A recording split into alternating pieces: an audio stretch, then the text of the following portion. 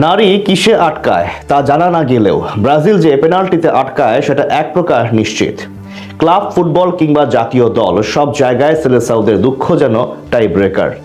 তেমনি এবার ইন্টারকন্টিনেন্টাল কাপে ব্রাজিলিয়ান ফুটবলাররা যা করেছে তা রীতিমতো হাস্যকর। একটানা 4টা পেনাল্টি মিস করে অবাক করেছে সবাইকে। ইন্টারকন্টিনেন্টাল কাপে ব্রাজিলিয়ান ফুটবলারদের এমন পেনাল্টি মিস মহড়ার বাকিরা থাকছে রিপোর্টে। ইন্টারকন্টিনেন্টাল কাপে যা করেছে ব্রাজিলিয়ান ক্লাব ফ্লামিঙ্গো ফুটবলাররা তার রীতিমতো হাস্যকর। সে গল্পে আসার আগে শুরুতেই একটা প্রশ্ন ছুড়া যায়, পেনাল্টিতে গোল করা যদি এত সহজ হবে তাহলে কেন পেনাল্টিতে বারবার ব্রাজিলিয়ানদের স্বপ্ন ভাঙে?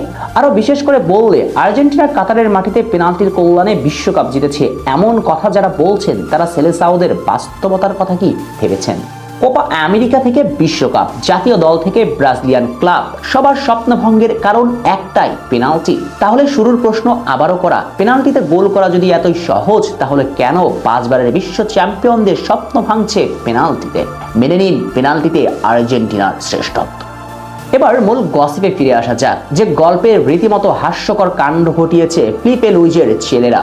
সর্বশেষ রাতে ফরাসি ক্লাব পিএসজির মুখোমুখি হয়েছিল দক্ষিণ আমেরিকার চ্যাম্পিয়নরা। এই ম্যাচে শুরু থেকেই দুই দল আক্রমণ প্রতি আক্রমণে জমিয়ে তোলে ম্যাচ। ফরাসি ক্লাব পিএসজি ইউরোপ চ্যাম্পিয়ন হলেও একবারের জন্য ছেড়ে কথা বলেনি ফ্লামেঙ্গোকে। যদিও 38তম মিনিটে খাভারাটিস খেলিয়ার গোলে এগিয়ে যায় ফরাসি জায়ান্টরাই, কিন্তু দ্বিতীয় হাফের শুরু থেকে গোল পরিশোধে মরিয়া হয়ে উঠেছিল ফ্লামেঙ্গো। আর ম্যাচের 62 মিনিটে পেনাল্টি থেকে সমতায় ফেরান জর্জিনহো। এরপর রোমাঞ্চে ভরে ওঠে ম্যাচ। পিএসজির সৌন্দর্যময় ফুটবল সাম্বার তালের কাছে পরাস্তই হতে থাকে।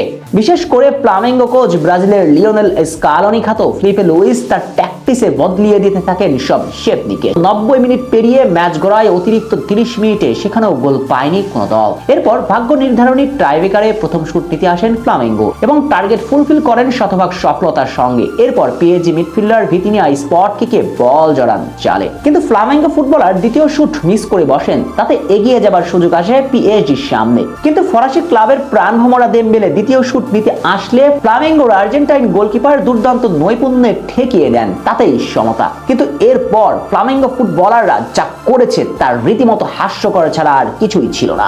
একটানা 4টা শুট মিস করে বসেন, তাতেই নিশ্চিত হয় পিএসজির জয়। আর এর মধ্য দিয়ে 1 বছরে 5টা শিরোপা জেতা দল এখন ফরাসি ক্লাবটি। আর এভাবেই রচিত হলো ব্রাজিলিয়ানদের আরো একটা পেনাল্টিতে স্বপ্ন ভাঙার গল্প। বারবার কেন তারা হেরে যাচ্ছে পেনাল্টির কাছে, কেন তারা পেনাল্টির কাছে পরাজয়ের বৃত্তে ঢাকা, এসব নিয়ে প্রশ্ন তো থাকছে। সেলেসাওরা কি পেনাল্টিতে হারের বৃত্ত থেকে বের হতে পারবে না কখনো?